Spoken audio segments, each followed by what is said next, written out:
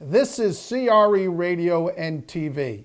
Today, we are going to be talking about the future of the CMBS loans that were originated in 2005 through 2007. Will there be more workouts or more foreclosures?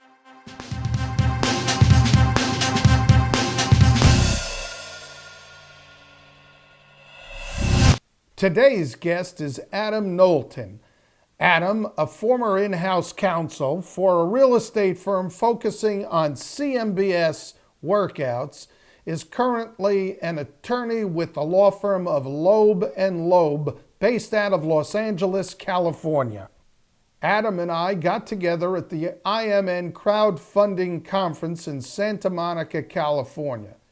Adam and I discussed whether or not the CMBS loans originating in 2005 through 2007 will be subject to workouts or foreclosures. Let's go to the video. Prior to going back into private practice earlier this year with Loeb and Loeb, I was general counsel for a real estate company that owned and operated office buildings. So, and for about 4.5 years, that's essentially what I did, was workouts on our CMBS loans and portfolio loans. And you must have been busy. We were very busy. So what's going on right now, though, I think, is there has been a lull, and that's been good in that the market has recovered somewhat, and you don't have as many distressed loans.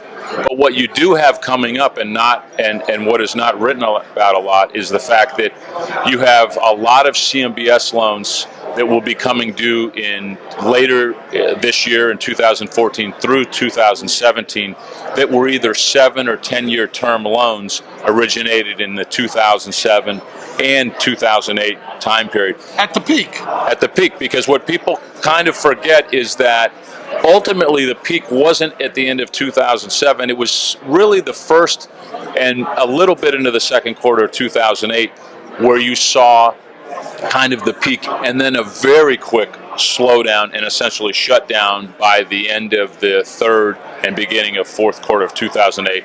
And then the world basically froze over in terms of originations in CMBS.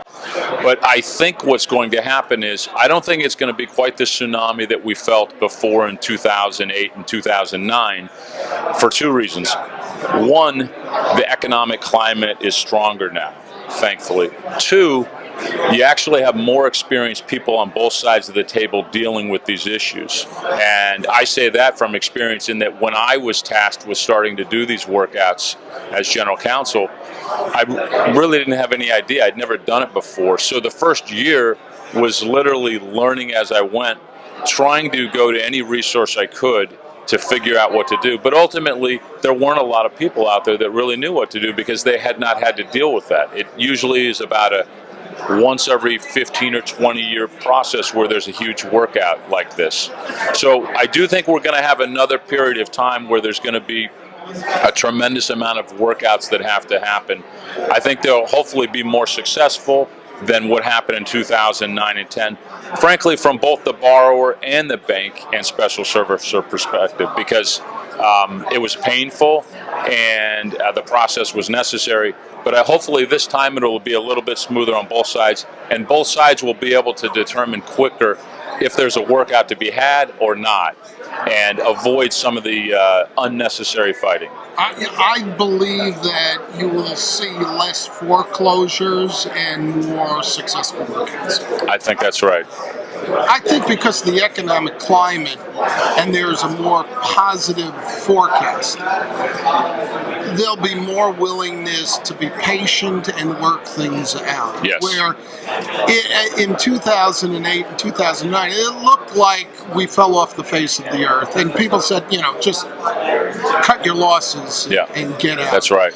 And it was a bleak time. Oh gosh, yeah, and it was a good time for me because I handle the post-foreclosure. Yes. work. I don't expect to see anywhere near the volume of work because I think guys like you are going to ruin it for me and work things out. Yeah, I think that's right. I think that I hope that's right. Thank you. Yes.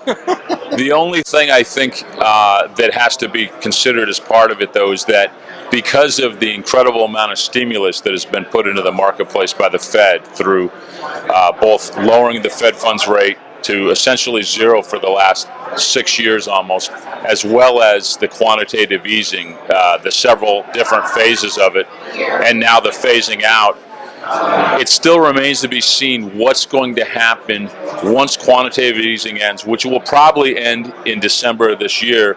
And then at some point, probably in the first quarter of next year, the Fed will probably begin to increase the Fed funds rate. So I still have some hesitancy about how successful the commercial market's going to remain and grow, because if the stock market goes down and there's a deflation in the so-called wealth effect, that will, I think, cascade into the commercial real estate markets as well. But it remains to be seen if there's going to be any type of major correction in the stock market. If you would like to be a sponsor for CRE Radio and TV and have your logo placed on the background on this video, send an email to sponsor@creradio.com or click on the highlighted link.